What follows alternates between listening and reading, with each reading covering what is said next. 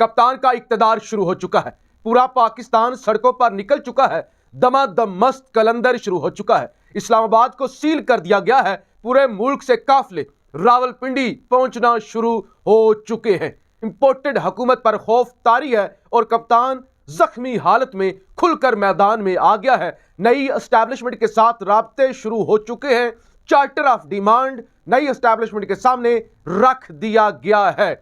General Bajwa का data leak हुआ था और उसमें होशरुबा इंकिशाफात हुए थे। डाटा लीक करने वाले मुल्ज़मान भी पकड़े गए हैं और जनरल आसिम मुनीर नए आर्मी चीफ मीडिया पे एक आप कैंपेन देख रहे हैं और सुन रहे हैं कि कप्तान ने जनरल आसिम मुनीर को 8 महीनों के बाद हटा दिया था जब वो DGISI थे और बड़े अजीबोगरीब इल्जामात लग रहे हैं। उस हवाले से भी एक बड़ा दावा और एक बड़ा इंकिशाफ सामने आया है कि असल में इमरान खान साहब ने जनरल आसिम मुनीर को ओहदे से क्यों हटाया था। ये जो प्रोपेगेंडा हो रहा है कि क्योंकि उन्होंने घरेलू मालूमात लीक की थी, खान साहब की घर के हवाले से कुछ तहफुजात और कुछ खबरें सामने रखी थी, इसलिए हटाया था। इसमें कोई सदाकत नहीं है। जो नए इंकिशाफात सामने आए हैं वो भी मैं आपके सामने रखूंगा। इस वक्त ताज़ा तरीन सूरत हाल सबसे पहले मैं आपके सामने रख लूं कि आज सुबह का आगाज हुआ और एक बड़ी खबर आई कि फैसल वाडा, जिसने ताकतवर हल्कों के कहने पर कप्तान के लॉन्ग मार्च के खिलाफ प्रेस कॉन्फ्रेंस की थी, अरशद शरीफ के कत्ल के जिम्मेदारान जो है वो इशारातन बताया था कि PTI इसमें मुलव्वस है और कप्तान के करीबी लोग इसमें मुलव्वस हैं, उसका इनाम आज फैसल वाडा को मिल गया है। और फैसल वाडा 5 साल के लिए नायल करार पाए हैं। ताहयात नायली उनकी खत्म हुई है और 5 साल कब से शुरू होंगे? 2018 से शुरू होंगे और अगला इलेक्शन जब भी होगा, यानी 6 महीने बाद होता है, 3 महीने बाद होता है, तो फैसल वाडा वो इलेक्शन लड़ सकेंगे। इसके साथ साथ इस्लामाबाद बंद कर दिया गया है, फैजाबाद को कंटेनर लगा के बंद कर दिया गया है, मरी रोड बंद हो चुका है, पेशावर, सिंध, बलोचिस्तान हर तरफ से काफिले जो रावलपिंडी पहुंचना शुरू हो चुके हैं। मिर्चों वाली बंदूकें भी पुलिस के हवाले कर दी गई हैं, जो आपके टेयर गैस के शेल होते हैं वो भी, और ताकत का बेजा इस्तेमाल किसी भी तरह से आपने मुजाहिरीन को रोकना है, यह भी हुक्म दे दिया गया है इंपोर्टेड हुकूमत की जानब से। इमरान खान का हेलीकॉप्टर जो कि GHQ ने कल इजाज़त दे दी थी कि आप परेड ग्राउंड इस्लामाबाद में उतर सकते हैं, वो भी इस्लामाबाद इंतजामिया ने आज इजाज़त नहीं दी, बल्कि वो इजाज़तनामा भी मुस्तरद कर दिया गया है। इसके अलावा असद उमर की जानब से प्रेस कॉन्फ्रेंस की गई है जिसमें उन्होंने ये बताया है कि ये इमरान खान की जान को मजीद खतरे में डालना चाहते हैं, जबकि रावलपिंडी और इस्लामाबाद इंतजामिया की जानब से कुछ 56 के करीब शरायतनामे PTI के सामने रखे गए हैं कि खान साहब सनरूफ वाली गाड़ी इस्तेमाल नहीं करेंगे। इसके अलावा 26 नवंबर की रात को ही लॉन्ग मार्च ख़त्म हो जाएगा, यानी ये एक रोज़ा इवेंट होगा। और इसके अलावा उन्होंने कहा कि फैज़ाबाद को आपको रात को ही खाली कर देंगे और इलामा इकबाल पार्क रावलपिंडी, जहाँ से रात को मैंने रिपोर्ट किया था, वीडियो आपके सामने रखी थी, जो तमाम तर इंतजामात हो रहे थे, उसको भी वहाँ पर रात रुकने की इजाज़त नहीं होगी। यानी आप जलसा करें, आप दिन को स्टे करें, लेकिन वहाँ पे आप रात नहीं रुक सकते। और इस वक्त खौफ तारी है, पूरा इस्लामाबाद बंद किया जा रहा है, हर तरफ यहाँ पे हलचल मची हुई है और हम भी आपको रावलपिंडी और इस्लामाबाद की जो सूरत हाल है उससे आगाह भी रखेंगे, सारी सूरत हाल आपके सामने भी रखेंगे। PTI की जानब से नई एस्टैब्लिशमेंट के साथ कुछ राब्ते किए गए हैं, कुछ डिमांड सामने रखी गई हैं और कहा गया है कि हमारे जनरल आसिम मुनीर से खदशात नहीं हैं बल्कि तवक्कुआत हैं। हम ये नहीं कहते, वाज़ा किया गया कि हम इसकी सख्त मुखालफत करते हैं कि एस्टैब्लिशमेंट का पाकिस्तानी सियासत के अंदर रोल हो, लेकिन हम हिसाब मांगेंगे।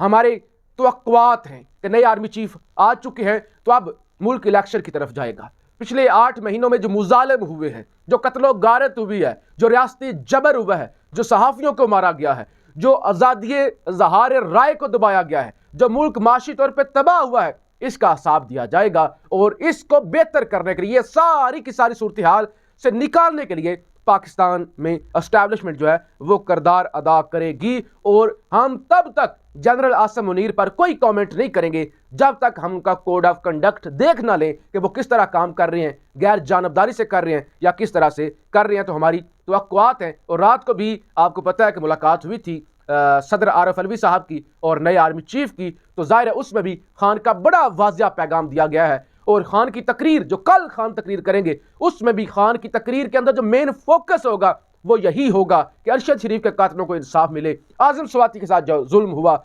जो आपके शहबाज गिल के साथ जुल्म हुआ, जो खान को गोलियां लगी, और सबसे बड़ा मुतालबा जो होगा वो होगा इलेक्शन, यानी इलेक्शन की डेट दो, इलेक्शन फौरी तौर पे करवाओ, इसके अलावा हम अब वापस नहीं जाने वाले। तो लिहाजा ये सूरत हाल है। इसके अलावा जनरल बाजवा, उनका डाटा लीक हुआ था, यह तो नहीं कहा गया कि डाटा जो है वो गलत है, यह बिल्कुल नहीं कहा गया कि ये जो एसेट्स सामने आए हैं, ये जो 1300 करोड़ सामने आया है, ये जो है ये नहीं है और ये झूठा है, बल्कि तहकीकात ये हुई कि ये डाटा लीक कैसे हो गया, कहां से हुआ। यानी ये तहकीकात नहीं शुरू हुई कि अगर इतनी दौलत बनी है एक सरकारी अफसर की तो कैसे बन गई है। तो लिहाजा उस पर कार्रवाई शुरू हुई। वजीर जो खजाना है इसहाक डार ने नोटिस लिया था, तारिक पाशा की जिम्मेदारी थी कि 24 घंटों में रिपोर्ट पेश करें। अब वो रिपोर्ट जनाब सामने आ चुकी है और उसके अंदर जनाब लैंड एंड रेवेन्यू के जो 2 डिप्टी कमिश्नर हैं, Atif Nawaz Waraich number 1 deputy commissioner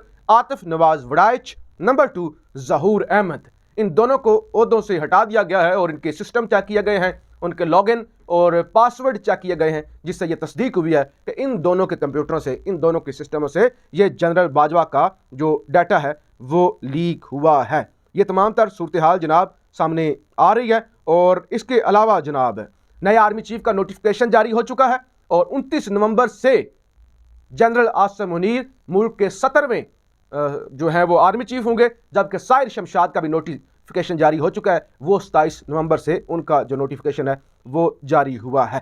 अब बहुत बड़ी डिबेट, देखिए कप्तान तो जीत चुका है, कप्तान फतह याब हो चुका है और शेख रशीद साहब ने यह कह दिया, उन्होंने कहा आज से कप्तान के इक्तदार के दिन शुरू हो चुके हैं, आज से कप्तान जीत चुका है। और ये लोग जो तकर्री का मुतनाज़ा बना रहे थे, कप्तान ने मास्टर स्ट्रोक खेलकर, कप्तान ने बर वक्त, और रात को हामिद मीर साहब के प्रोग्राम में ख्वाजा आसफ ने कहा क्या बात है, क्या इमरान खान ने सियासी स्ट्रोक खेला है, इमरान खान ने किस तरह से बताया है कि वो भी रेलिवेंट है, यानी वो सियासत वो जिसकी दुश्मन भी तारीफ करे। वज़ीर दिफा ने कहा इमरान खान का बेहतरीन स्ट्रोक था, यानी इमरान खान ने बताया कि मैं भी रेलिवेंट हूं। इमरान खान ने जो है सारे मामले के अंदर, हालांकि इख्तियार तो वज़ीर आज़म का है ना, सदर का, लेकिन इमरान खान ने अपना जो है बताया कि मैं भी खिलाड़ी हूं, मैं भी इसके अंदर स्टेक होल्डर हूं, ऐसे ही तो मुझे माइनस नहीं कर सकते, तो मुझे दीवार से नहीं लगा सकते। तो सबसे बड़ा इंकशाफ, सबसे बड़ा दावा, जनरल आसिम मुनीर और पीटीआई के लोग परेशान थे और नून लीग की जानिब से पिछले कई सालों से प्रोपेगेंडा किया जा रहा, 2-3 सालों से, कि जी जनरल आसिम मुनीर को इमरान खान ने इसलिए हटाया है कि उनकी जो बीवी हैं, एहलिया हैं, साबिका खातून अव्वल बुशरा बीबी, उन्होंने कोई मलक रियाज की बेटी के साथ लेन देन किया था, कोई अंगूठी वाला मामला था या फरागोगी वाले मामला थे। तो उन मामला से बार बार जनरल आसिम मुनीर साहब डीजी ISI थे तब, तो वो खान साहब को आगाह कर रहे थे, खान साहब को गुस्सा आया, खान साहब ने आसिम मुनीर साहब को हटा दिया। यानी ये प्रोपेगेंडा। और उसके बाद पीटीआई के लोगों के अंदर भी यही बात बैठी हुई थी कि आसिम मुनीर साहब आएंगे तो वो शायद बदला लें या कोई खतरात ना हो या खदशात ना हो, ये ना हो वो ना हो, लेकिन ये सारे का सारा प्रोपेगेंडा था, ऐसी कोई बात नहीं थी। डॉक्टर मुईद पीरजादा साहब सीनियर सहाफ़ी हैं, सीनियर एंकर हैं, वो ये दावा करते हैं, वो कहते हैं कि जब खान साहब वज़ीर आज़म थे और खान साहब ईरान के दौरे पर गए, उस वक्त DG ISI ये जनरल नदीम अंजुम साहब, जनरल नदीम ये क्या आसिम मुनीर साहब थे, सॉरी आसिम मुनीर साहब उस वक्त DG ISI थे। ईरानी इंटेलिजेंस के साथ इनका कोई फड्डा पड़ा, यानी कोई डेड लॉक था, यानी वहां पे दोनों जो ईरान की इंटेलिजेंस और पाकिस्तानी ये इंटेलिजेंस चीफ, इनकी आपस में नहीं बन रही थी या किसी इशू पर इख्तलाफ था, यानी कुछ एक पोजीशन ली हुई थी, एक खास पोजीशन ली हुई थी जनरल आसिम मुनीर साहब ने। तो उस वक्त ईरान ने बड़ी सख्त शिकायत की थी वज़ीर आज़म से इनकी, तो इस वजह से क्योंकि दो मुल्कों में ताल्लुकात ख़राब होने का खदशा था, तो खान साहब ने इनको तब्दील करवा दिया था और उस वक्त फिर जनरल फैज़ हमीद साहब को DG ISI बनाया था, जिन्होंने बेशुमार कतर के अंदर अमरीकियों के साथ मुलाकातें की, तालिबान के साथ मुलाकातें की, और फिर अमरीका उसी सूरत में अफगानिस्तान से निकला और ये सारा जो है वो एपिसोड हुई। लेकिन मुख्तसर बात ये कि जनरल आसिम मुनीर और PTI के दरमियान वो जो एक झूठा और जाली नून लीग ने प्रोपेगेंडा शुरू किया था कि ये जो खातून अव्वल के कारनामे खान को बता रहे थे, खान ने इसलिए निकाला था, तो खान ने अपनी बीवी को बचाया और इनको निकाल दिया, वो सब झूठ है। और इस वक्त जो इंकशाफ सामने आया है उसके मुताबिक ये जो है वो ईरान का यानी इंटरनेशनल इशू था, कोई दो मुल्कों का आपस में इशू था, उस वजह से ये निकाला गया। जबकि 3 बजे आज शेख रशीद साहब भी बड़ी अहम प्रेस कॉन्फ्रेंस करने जा रहे हैं। पिंडी की क़ियादत और पिंडी के लोग इमरान खान का इस्तकबाल करने के लिए तैयार हैं। जबकि लोग भी अब कहते हैं कि अब हम बदला लेके जाएंगे, इमरान खान पर हमला हुआ, हम उसका हिसाब लेंगे, अब हम इस इम्पोर्टेड हुकूमत को भागने की जगह नहीं देंगे। किसी सूरत भी हम इस इम्पोर्टेड माफिया को इजाज़त नहीं देंगे कि अब वो एक दिन भी इक़्तिदार में रहें, बल्कि आज से इमरान खान के इक़्तिदार का वक्त शुरू हो चुका है। तो ये सारी खबरें थी जो बड़ी जल्दी से मैंने आपके सामने रख दी हैं। मजीद भी इस्लामाबाद और रावलपिंडी की ताज़ा तरीन जो सूरत हाल है, जो कंटेनर लग रहे हैं, जो लोग आ रहे हैं, जलसा गा, वो सब कुछ आपके सामने रखते रहेंगे। अपनी राय का इजहार ज़रूर कीजिएगा। पाकिस्तान जिंदाबाद।